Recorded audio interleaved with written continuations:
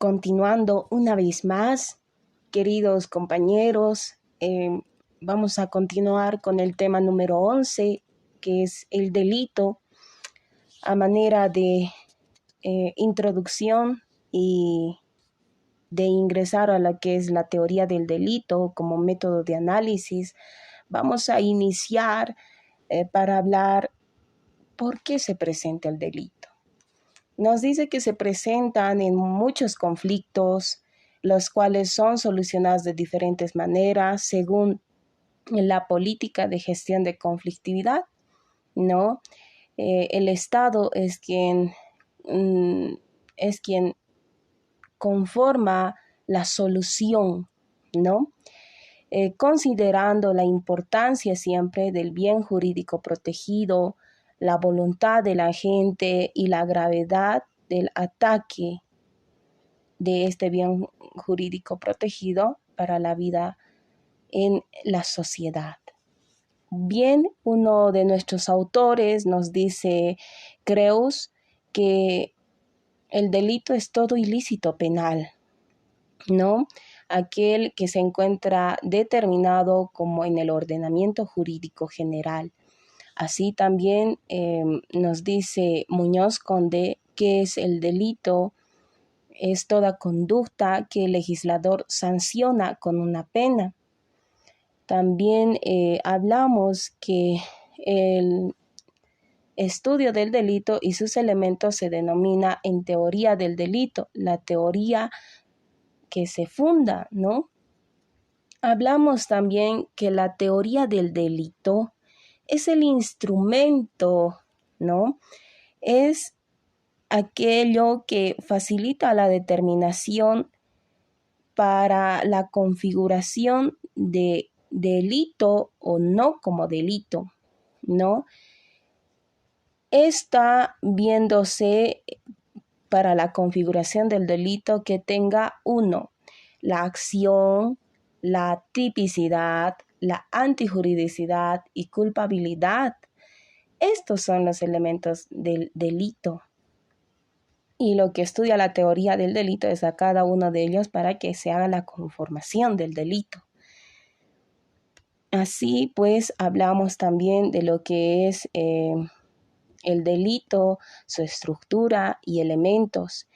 Cabe recalcar que nos dice que un hecho como delito es el concepto analítico de delito, es la acción típica, antijurídica y culpable, en algunos casos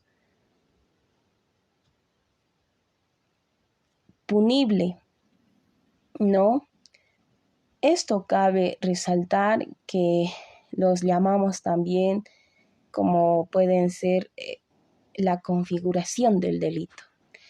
A continuación hablamos sobre la estructura del delito y estas se clasifican por genéricos, específicos, circunstanciales o accidentales. Los genéricos componen a lo que es los aspectos positivos y negativos del delito.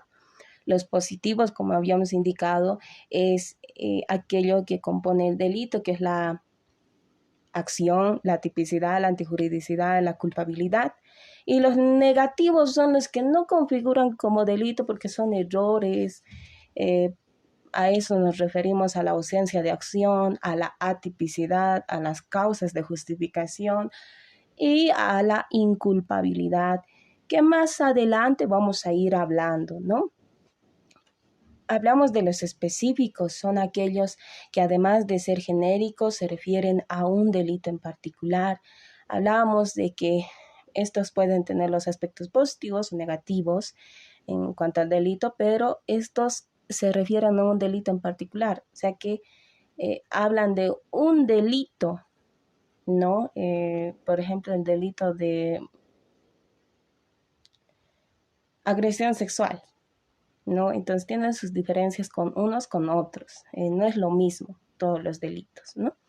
Circunstanciales o accidentales, estos no modifican la naturaleza del delito, pero incluyen en su punición ya sea atenuantes o agravantes. ¿A qué nos referimos con atenuantes? A que se va a rebajar la pena. Y agravantes a que se le va a sumar de la pena que se tiene más. Un ejemplo claro es, muchos escucharon sobre el delito de violación, ¿verdad? Que se le da, por decir, 30 años de privación de libertad, pero la víctima es menor de edad, ¿no? Entonces, incluso tiene, por decir, 10 años, es niña.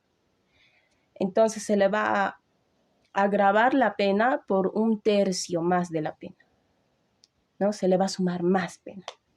Bien, ahora hablamos sobre las clasificaciones del delito, que a continuación vamos a ir observando. 1. Por la forma de la manifestación de la voluntad. Se subclasifica en delitos de acción, delitos de omisión y delitos de omisión propia o comisión por omisión. Delitos de acción son aquellos que son realizados por hacer una conducta que se encuentra prohibida en el ordenamiento jurídico, es decir, es la consecuencia de la conducta activa del hombre que se modifica en el mundo exterior, ¿no? Por ejemplo, el delito de homicidio, que es una acción de matar, ¿no? Delitos de omisión propia o pura omisión son aquellos que resultan de la falta de actividad del sujeto que está obligado a actuar, de la conducta pasiva que ocasiona un daño o una perturbación. El autor está obligado a actuar y no lo hace, ¿no? Ejemplo, omisión de denuncia. Hay casos en nuestro código penal donde uno está obligado a realizar una denuncia. Es así que hablamos sobre los delitos de omisión impropia o comisión por omisión. Son aquellos que se dan cuando el individuo omite una conducta que se considera necesaria para impedir una modificación en el mundo exterior, conducta que genera o que conduce al resultado lesivo, ¿no?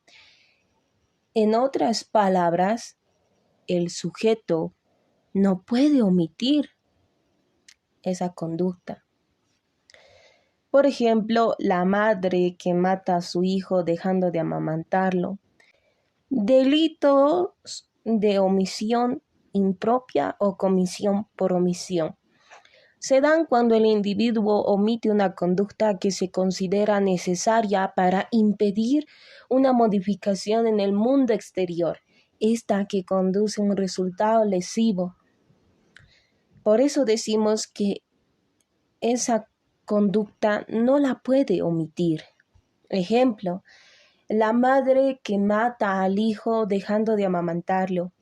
La madre tenía el deber de amamantar al hijo, de alimentarlo, pero no lo hace. Y esa conducta pues llega a lesionar el bien jurídico que en esta vida, que en este ejemplo es la vida del hijo, ¿no? Y es a causa de eso que muere. Bien, hablamos también por el tipo injusto que se encuentran los delitos dolosos, culposos y los delitos preterintencionales o ultraintencionales, ¿no? Los delitos dolosos son aquellos en los cuales un hecho punible que se comete con la intención de cometer el delito, ¿no? Hay toda intención, a pesar de que se tiene conocimiento pleno del daño que se va a causar, y no obstante es firme la resolución de cometerlos. Por ejemplo, un homicidio doloso. Hablamos de también la bigamia, que sabiendo que no puede, que sabiendo que tiene un matrimonio en Bolivia, ¿no? Se casa en Argentina con otra mujer, el hombre, y sabe que es un delito, ¿no? Y pese a eso lo hace. Delitos culposos. Son aquellos que resultan de la falta de previsión de consecuencias previsibles del sujeto, del autor, que lo hace por imprudencia, por negligencia o impericia, ¿no? Un ejemplo, el homicidio culposo. Por ejemplo, en un accidente de tránsito, por negligencia,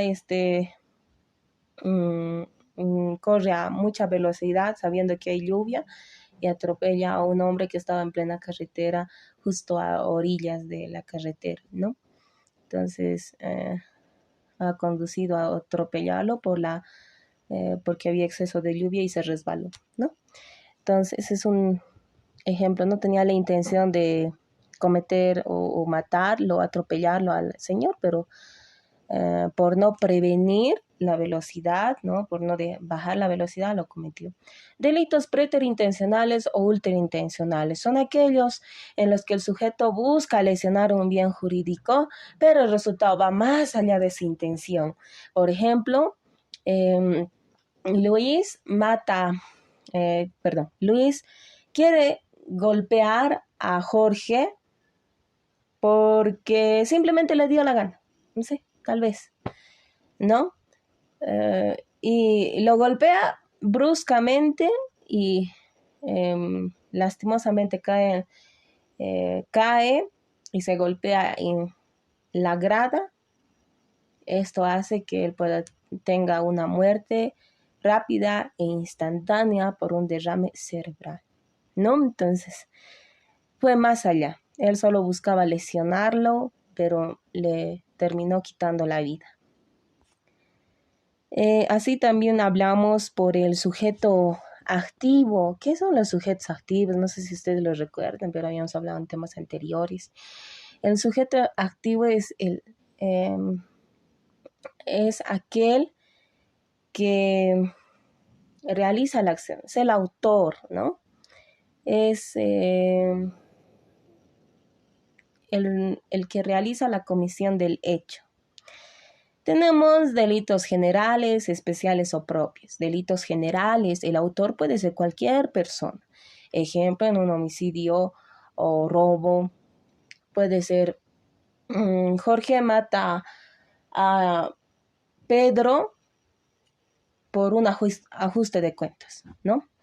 Entonces, en delitos especiales, solamente pueden ser cometidos por determinadas personas que revisten una función específica, por ejemplo, prevaricato. Sabemos que este delito es cometido por un juez, que es un funcionario público del Estado, ¿no? Y comete un delito sabiendo que no es correcto, que no respeta la ley y no hace lo que en ella está, ¿no? Entonces, ese es un delito por una función específica. Así también tenemos por el número de sujetos activos, que son los delitos individuales y los delitos colectivos. Los delitos individuales se refiere a que solamente puede ser cometido por una persona, por ejemplo, un robo, ¿no? En delitos colectivos solamente pueden ser cometidos por dos o más personas. Un ejemplo es el delito de sedición, que esto se refiere a un grupo de personas que van a ir a un levantamiento contra un gobierno, ¿no? Entonces, a eso se refiere el delito. Necesariamente necesitamos para un levantamiento más de dos personas, ¿verdad? Por el número de sujeto pasivo tenemos los delitos personales, los delitos impersonales o víctimas difusas.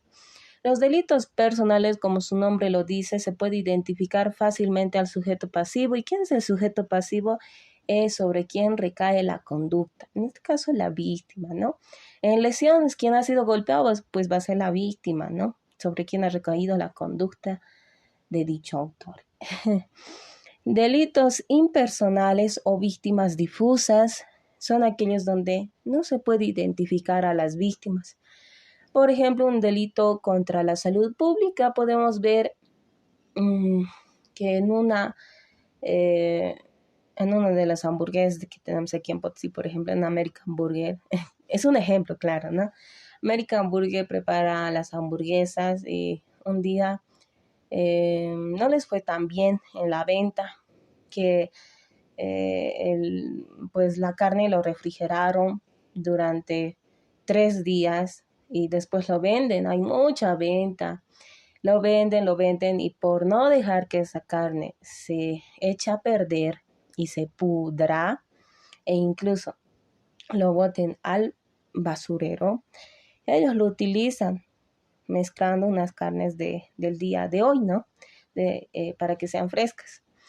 Hace este resultado que ven a las hamburguesas y al día siguiente todos están con dolores estomacales porque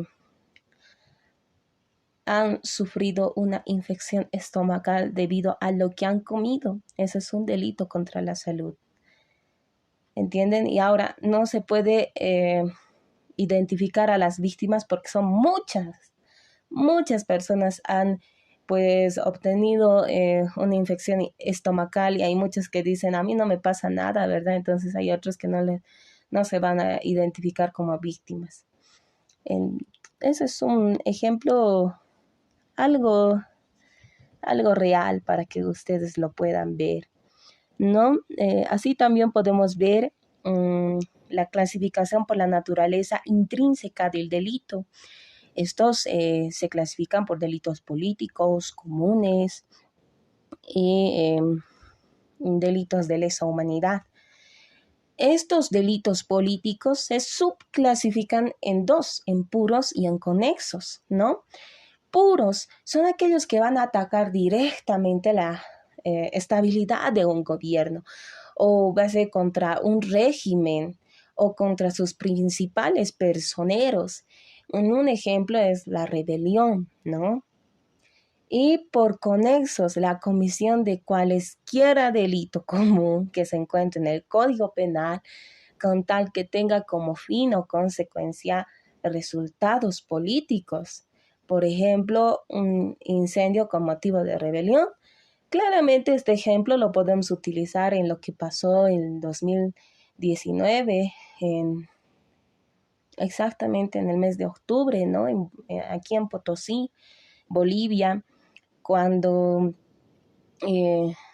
muchos por la votación que se había llegado a obtener por el fraude que habían emitido el gobierno de ese entonces y los postulantes a la supuesta presidencia, pues realizaron un fraude y la población inmersa en eso, descontenta con los resultados y las protestas que han hecho contra ellos no tienen respuesta.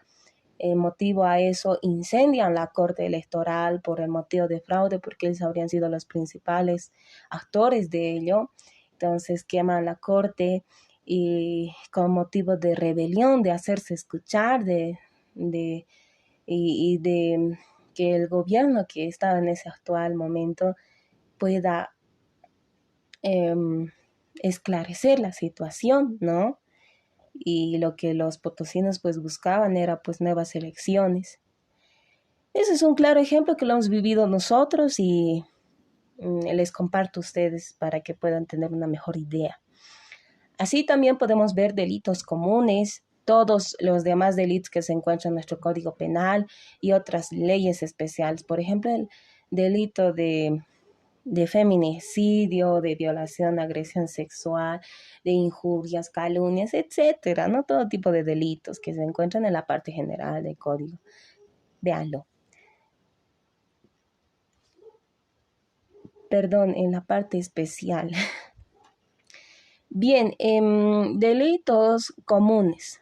Tenemos que son todos, como lo habíamos dicho anteriormente, delitos de lesa humanidad son los que afectan los derechos esenciales de la persona y que afectan a la humanidad. Este tipo de delito tiene una especialidad que es sobre que se trata de muchas personas, ¿no? Por lo menos un grupo determinado de personas en general. Y ponemos el ejemplo del delito de genocidio, que si ustedes no sabían, pero es el exterminar a un grupo de personas por motivos de religión, creencias o cultura, mm, mm, actos inhumanos, eh, aprovechamiento de estas, etcétera, ¿no? Y estos los podemos ver hace mucho tiempo que se realizaba continuamente este tipo de delitos, ¿no? Em, por ejemplo, si a una etnia, por ejemplo, al del oriente, uno de los pueblos del oriente, lo exterminan por el solo motivo de ser del oriente, ¿no? Están vulnerando sus derechos, como es principalmente a la vida, a vivir en un medio saludable, a vivir bien, ¿no? Como la constitución política del Estado. Entonces, están vulnerando ese derecho, ¿no?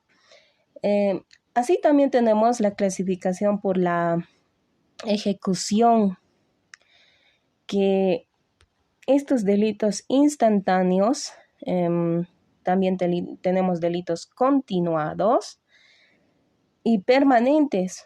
Los delitos instantáneos son aquellos que en el momento mismo, es decir, inmediatamente a la acción que infringe la norma, quedan perfeccionados y consumados. Un ejemplo es las lesiones, ¿no? Al solo dar un golpe, ya está perfeccionado el delito, ya tiene lesiones. No hay otra cosa más que hacer. A eso se refiere. Delitos permanentes son los que, una vez perfeccionados o consumados, continúa la acción violatoria del orden jurídico. No cesa la infracción de la norma, es decir, una sola acción que prolonga en el tiempo. Un ejemplo es el delito de rapto. A una persona se le rapta del mercado central durante un mes, por decir, y no se sabe nada de esa persona, ¿no? Entonces, ese delito, al solo raptarlo del mercado central, ya se ha consumado y sigue infringiéndose hasta que no la encuentran. Eso significa, ese es un delito permanente, ¿no? Entonces no cesa la infracción de la norma. Delitos continuados son aquellos que, violando en el mismo precepto jurídico o atacando el mismo bien jurídicamente protegido, son realizados por una serie de actos, pero estos tienen una sola y única resolución, ¿no? Es decir, hay una pluralidad de acciones que configuran, pero solo un resultado, ¿no? Para que este delito sea perfecto. Ejemplo, un hurto. Carlos quiere apoderarse de 100 sacos de harina de un almacén que existen 1000, pero este lo hace poco a poco, día tras día lo va robando hasta apoderarse de los 100 sacos de harina. Por eso es continuo, porque constantemente va infringiendo el mismo bien jurídico y el mismo delito, ¿no? Por el número de bienes jurídicos atacados, tenemos los delitos complejos, tenemos los delitos simples. Los delitos complejos, ¿a qué se refieren? Son aquellos cuando en uno o varios momentos se ataca dos especies de bienes jurídicos garantizados por la ley. Ejemplo, homicidio y lesiones graves y gravísimas en un accidente de tránsito. Perdón, me olvidaba. Quiero que tome mucha atención en cuanto a estos delitos, ¿no? Debido a que en delitos continuos, me decía la doctora, que han tenido más posibilidades de equivocarse. Entonces, revisen estos delitos. No vaya a ser que les diga a la doctora, mencione un delito simple, o qué es el delito simple, o qué son los delitos complejos, ¿no? O los delitos culposos, dolosos. Entonces, sepan la diferencia de cada uno de ellos. Gracias. Bien, continuamos. Delitos complejos. Por ejemplo, en un accidente de tránsito se llega a una persona, fallece y de paso esta sufre de lesiones graves y gravísimas. Estamos hablando del delito de homicidio, lesiones graves y gravísimas que están tipificadas en el Código Penal, ¿no? Delitos simples son aquellos que van a atacar solamente un bien jurídico, como un ejemplo, el delito de robo, hurto, etc. Por la consecuencia de la acción, hablamos de los delitos de resultado, de los delitos de simple actividad y los delitos putativos, que es muy interesante esta parte, ¿no? Los delitos de resultado son aquellos que cuando después de un hecho delictuoso, esto es después de la acción o de la omisión, tiene que haber un resultado material, ¿no? Sí o sí que sea en el mundo exterior, que califique la acción, sin el cual no puede considerarse consumado tal delito. Por ejemplo, homicidio. Hemos visto a la persona que está muerta, que no tiene signos vitales. Obviamente, pues el resultado, ¿no?, de la muerte. A eso me refiero, compañeros. Delitos de simple actividad son aquellos que quedan perfeccionados solamente con la acción u omisión, sin que sea necesaria la existencia de otro evento extraño. Un ejemplo es la injuria, ¿no? Estos delitos que quedan perfeccionados, por ejemplo, en un mercado de ventas, María le dice a Juana: tú eres ratera. Con esa simple acusación, sin tener pruebas, sabiendo que eso es mentira, le dice: tú eres ratera. Entonces eso ya es una injuria, incluso, ¿no? Porque ya le está difamando, y por medios de que le está diciendo frente a frente. A eso se refiere, que ya ha sido perfeccionada, que no se necesita otra acción más para considerarla como delito. Delitos putativos. Ay, este es muy interesante, compañeros.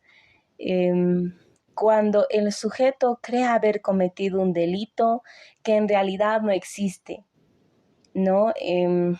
Es un resultado de su simple imaginación del individuo. Por ejemplo, en el delito de adulterio. Por ejemplo, hay una pareja de esposos donde el esposo es César, que en uno de sus tantos viajes a Argentina le es infiel a su esposa con otra mujer que era simpática, muy, muy, muy linda. Y en el camino piensa y dice: ¿qué hice? He cometido un delito por adulterio. ¿Cómo pude ser infiel a mi esposa? No voy a ir a la cárcel, dicen, ¿no? Entonces, esa es una simple imaginación, porque ese delito no está tipificado en el Código Penal. Ya, puede ser que les diga un tipo de delito, pero yo quiero que tomen en cuenta todos los delitos, porque de este tema especialmente va a ingresar una pregunta al examen. Por la intensidad de la ofensa, tenemos también lo que es los delitos de lesión o daño, también los delitos de peligro. Delitos de lesión o daño se refieren a todos aquellos que una vez consumados causan efectivamente un daño material, ¿no? Su forma consumada contiene lo que es la lesión del bien jurídico. Por ejemplo, en el homicidio hay una lesión, hay un daño al bien protegido, que es la vida, ¿no? Delitos de peligro son aquellos que consumados no producen un daño material en el sentido estricto de la palabra, pero sí una seria amenaza al bien jurídico protegido por la posibilidad de la producción del daño, de que se produzca una lesión, ¿no? Por ejemplo, en un incendio. Por ejemplo, un grupo de jóvenes va al bosque y bruscamente estaban fumando. Después de tanto estrés, el fumar les hace bien, eso es lo que dicen ellos. Fuman, eran un grupo de 5 personas y sin darse cuenta dejaron el cigarrillo en el piso donde tenía una parte prendida de cigarrillo, no lo pisan y hacen que las cenizas puedan ocasionar un prender fuego y ocasionan un incendio. Como era bosque, había paja por todas partes. Y eso ocasiona que el incendio se propague más. Llaman a bomberos y apagan. Ponen en peligro,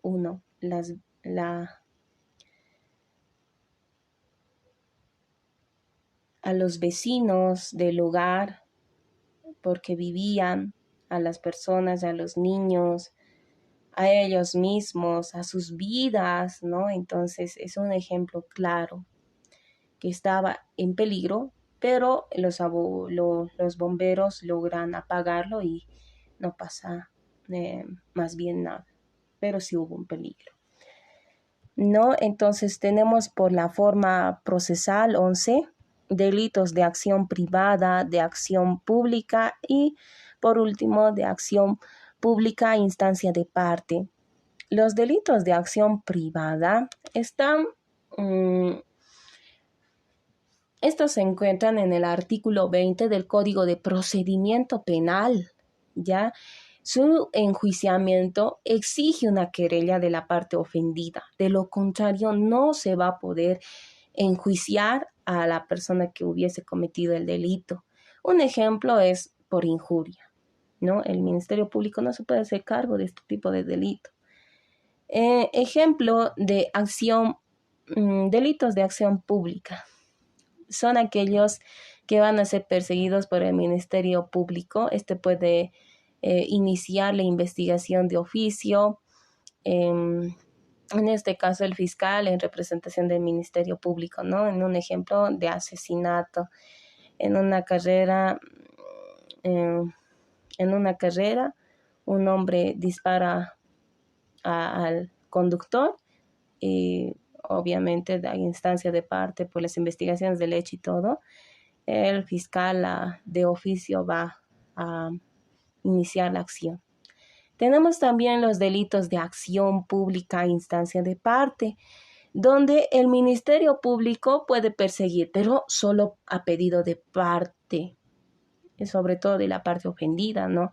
Un ejemplo es en el delito de violación, también puede ser proxenetismo. ¿Por qué decimos de estos dos tipos de delito? Sobre todo en delitos sexuales se ven estos, porque debe tener un permiso de la víctima. Si es menor de edad, peor aún, porque hay muchos que por el temor y demás no quieren hacerlo, ¿no? Entonces, debe haber un permiso para que por lo menos incluso su nombre se pueda ver en la carpeta, en el expediente o cuaderno procesal, ¿no? Entonces quiero que tomen mucha importancia esta parte. También tenemos lo que son las escuelas o corrientes de la teoría del delito, que estas surgieron a partir del siglo XIX como un fenómeno causal o natural que lleva como consecuencias a un resultado que puede constituir delito. Eso es lo que nos decía la escuela del causalismo, ¿no? Que toda acción tiene un resultado que es constituir un delito. Y la escuela finalista nos dice que el sujeto dirige su voluntad hacia una finalidad, ¿no? Que tiene un fin, eso nos decía. La escuela abolicionalista nos dice que los conflictos individuales que genera la sociedad deben ser negociables. La sociedad nos decía, no cambia con penas. ¿De qué te sirve penas las más grandes, las más extensas, las más severas, si no puedes cambiar a esa persona? Y que las penas no hacen que el imputado pueda tener, el que quiera cometer un delito no quiera o sienta temor para cometerlos y pensar una y dos veces, ¿no?